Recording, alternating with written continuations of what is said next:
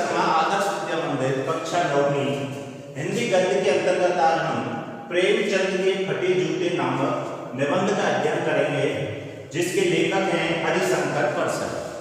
हरिशंकर परसाई ने यहाँ पर इस निबंध के माध्यम से मुंशी प्रेमचंद के व्यक्तित्व और कृतित्व को उभारने का प्रयास किया है और इस पाठ को हम निम्नलिखित बिंदुओं में विभाजन कर सकते हैं और इनके हिसाब से ही इसका जो अध्ययन है उसको ठीक से समझ सकते हैं।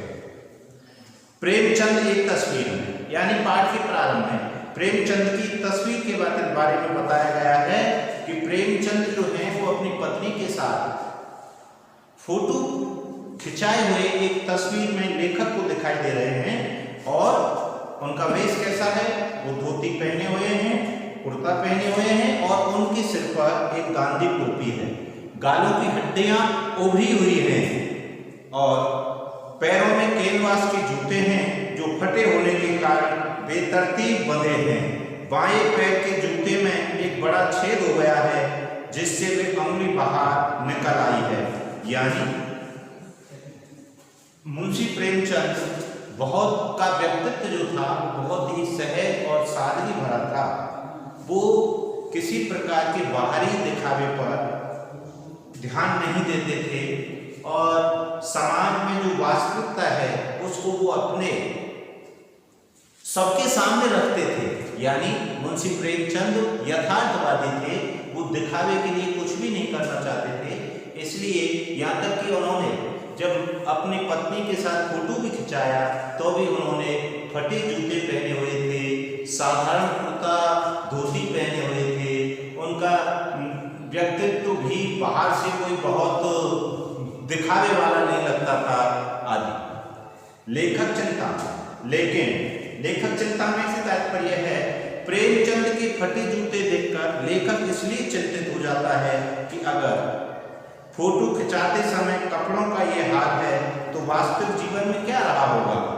किंतु फिर सोचा कि प्रेमचंद अंदर बाहर की अलग अलग पोशाकें रखने वाले व्यक्ति नहीं हैं। लेखक सोचने लगा कि प्रेमचंद हमारे साहित्यिक पुरखे हैं, फिर भी उन्हें अपने फटे जूते का जरा भी ख्याल नहीं है। उनके चेहरे पर बड़ी लापरवाही और विश्वास है। लेखक मुंशी प्रेमचंद के जब उस फोटो को देखता है जिसमें उनके जूते फटे हुए हैं तो बड़े चिंता में पड़ जाते हैं। वो सोचते हैं कि मुंशी प्रेमचंद जैसा महान साहित्यकार जो कि हमारे साहित्यिक पुरखे हैं, वो इस प्रकार से फटे जूते पहन करके फोटो क्यों खिंचा रहे हैं। यानी लेखक को उनकी इस स्थिति को देख करके काफी संकोच होता है, शर्मिंदा होते हैं और वो सोचते हैं कि ऐसी आखिर क्या स्थिति है मुंशी प्रेमचंद के सामने कि उनको इस वेश में फोटो खिंचाना पड़ रहा है। तीसरा है फोटो में व्यंग भरी मुस्कान। आश्चर्य की बात यह है कि फोटो में प्रेमचंद के चेहरे पर एक व्यंग भरी मुस्कान है। लेखक सोचता है कि प्रेमचंद के फटे जूते में फोटो खिंचाने से मना इसलिए नहीं किया क्योंकि शायद पत्नी का आग्रह रहा होगा। लेखक प्रेमचंद के दुख को देखकर रोना चाहता है किंतु प्रेमचंद की आंखों का दर्द उसे रोक देता है। लेखक सोचता है कि लोग फोटो खिंचवाने के लिए कपड़े जूते ही क्यों, बीवी तक दूसरों की मांग लेते हैं, फिर प्रेमचंद ने ऐसा क्यों नहीं किया। आजकल तो लोग इत्र लगाकर खिंचवाते हैं ताकि फोटो में से सुगंध आए। लेखक को प्रेमचंद का फटा जूता देखकर बड़ा दुख होता है। यानी इस प्रकार जब फटे जूते में फोटो को देख करके वो सोचने लगते हैं कि शायद उन्होंने पत्नी के कहने पर जबरदस्ती फोटो खिंचवाया होगा, लेकिन इस प्रकार के बाह्य व्यक्तित्व को देख करके लेखक रो देना चाहता है, लेकिन मुंशी प्रेमचंद की आंखों में भरा हुआ वो दर्द कौन सा दर्द, जो समाज का दर्द था, समाज के प्रति जो संवेदनशील थे, समाज के पिछड़े दले अन्याय अत्याचार के खिलाफ जो उन्होंने एक साहित्यिक आंदोलन चलाया, उसकी पीड़ा का दर्द उनकी आंखों में सदैव झलकता था। लेखक के घिसे जूते, लेखक का जूता भी ऊपर से अच्छा दिखता है किंतु उसका तला घिस चुका है। वह कहता है कि ऊपरी पर्दे का ध्यान रखता हूं, इसलिए उंगली को बाहर नहीं निकलने देता। मैं फटा हुआ जूता पहनकर फोटो तो कभी खिंचा ही नहीं सकता। यहाँ पर लेखक हरिशंकर प्रसाद स्वयं को एक तरह से समाज का प्रतीक बनाकर पेश करना चाहते हैं।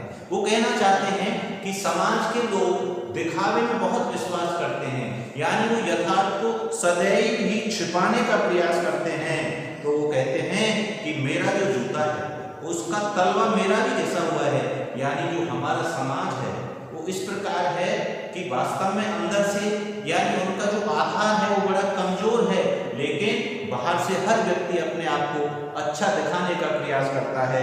लेकिन मुंशी प्रेमचंद का व्यक्तित्व इस प्रकार का नहीं था। प्रेमचंद की व्यंग हंसी का रहस्य, लेखक सोचता है कि प्रेमचंद की व्यंग भरी हंसी का रहस्य आखिर क्या है। क्या कोई दुर्घटना हो गई है, या किसी होरी का गोदान हो गया, या हल्कू नामक किसान के खेत को नील गाय चर गए, या घीसू का बेटा माधो अपनी पत्नी के कफन के चंदे की शराब पी गया, या फिर वह किसी महाजन के तगादों से बचने के लिए दूर दूर के चक्कर काटता रहा। यानी प्रेमचंद समाज की जो वास्तविकता थी, समाज का पिछड़ापन, समाज के अंदर पाई जाने वाली दरिद्रता, स्त्रियों के साथ होने वाला अन्याय, पूंजीपतियों द्वारा किया जाने वाला शोषण आदि सबसे वो समाज की इस संपूर्ण व्यवस्था से परिचित थे और समाज के प्रति बड़े संवेदनशील थे। इसीलिए उन्होंने अपनी समस्त साहित्यिक चर्चाओं में इस सामाजिक समस्या और सामाजिक कुरीतियों को ही उभारने का प्रयास किया है। तो प्रेमचंद को जब फोटो खिंचाते समय कहते हैं कि थोड़ा मुस्कुराइए, तो वो मुस्कुराते तो हैं, लेकिन उसके मुस्कुराने में यानी उनकी हंसी में एक हल्का सा व्यंग, यानी हंसी के माध्यम से एक व्यंग की झलक भी मिलती है। क्यों? क्योंकि वो सोचते हैं कि ये कैसा समाज है। प्रसन्नता तो अंदर का विषय है। यदि व्यक्ति यदि सुखी और संपन्न है तो उसके चेहरे से स्वाभाविक मुस्कान आती है, लेकिन ये समाज वो अपनी संवेदनशीलता से इस समाज के दुख और दर्द को जब समझते हैं और फिर भी उसको मुस्कुराने के लिए कहते हैं, तो वो उनकी जो हंसी है वो कैसी है, थोड़ी सी व्यंग्यात्मक हंसी है।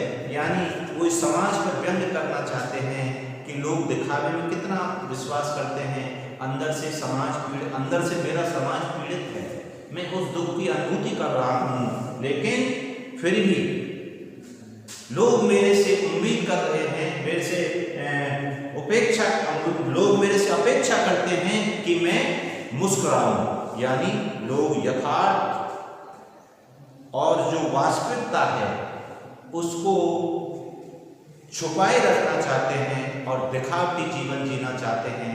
इस समाज के दिखावटी जीवन पर भी मुंशी प्रेमचंद के व्यक्तित्व के माध्यम से हरिशंकर परसाई ने करारा प्रहार किया है। लास्ट है फटे जूते फटे का रहस्य। लेखक को महसूस होता है कि प्रेमचंद जीवन भर किसी ठोस वस्तु को ठोकर मारते रहे। वे रास्ते में खड़े टीले से बचकर निकलने की बजाय उस जूते से ठोकर मारते रहे होंगे। वे समझौता नहीं कर सके।